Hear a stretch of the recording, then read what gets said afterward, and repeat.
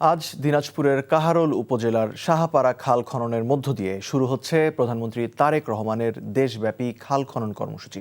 এতে একযোগে দেশের 53 জেলার অস্তিত্ব সংকটে পড়া খালগুলো খনন করা হবে, যার মাধ্যমে শুষ্ক মৌসুমেও পানি পাবেন স্থানীয়রা। প্রধানমন্ত্রীর খাল খনন কর্মসূচির উদ্বোধন ঘিরে নেওয়া হয়েছে সব ধরনের প্রস্তুতি। প্রধানমন্ত্রীর আগমনকে ঘিরে জেলায় সাজ রব।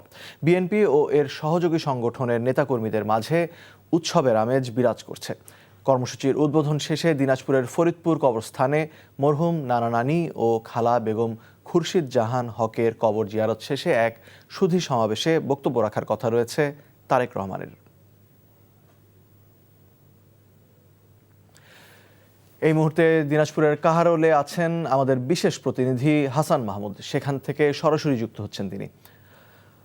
হাসান, প্রধানমন্ত্রী কখন সেখানে পৌঁছবেন? কর্মসূচির প্রস্তুতি কেমন দেখছেন? আচ্ছা, প্রধানমন্ত্রী তারেক রহমান আসলে মূলত বিমানযোগে আসবেন। সেখানে সৈয়দপুর বিমানবন্দর, যেটা নীলফামারীতে অবস্থিত, সেই সৈয়দপুর বিমানবন্দরে তিনি অবতরণ করবেন এবং সেটা এখন পর্যন্ত তার যতটুকু আমরা জানতে পেরেছি তাকে বহনকারী বিমানটি এখনও অবতরণ করেনি।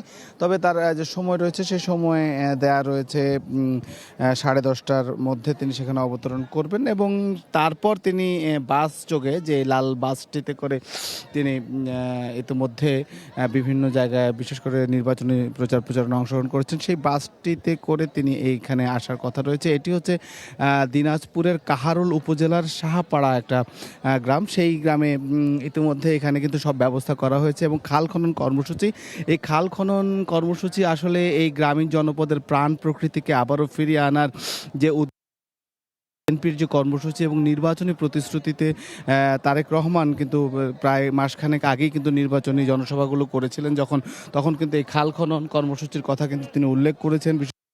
ইতিমধ্যে কিন্তু তিনি তার প্রতিশ্রুত অনেকগুলো কর্মসূচি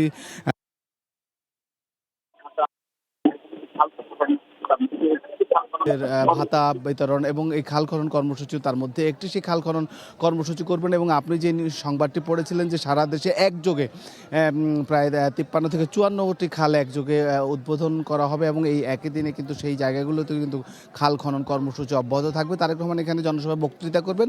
এরপরে তিনি তার এটা নানার বাড়ি, তাদের কবর জিয়ারত করবেন এবং এরপরে সন্ধ্যায় কিন্তু এখানে সুধী সমাবেশ ও ইফতারে অংশগ্রহণ করবেন। জানছিলাম দিনাজপুরের খাল খনন কর্মসূচি সম্পর্কে।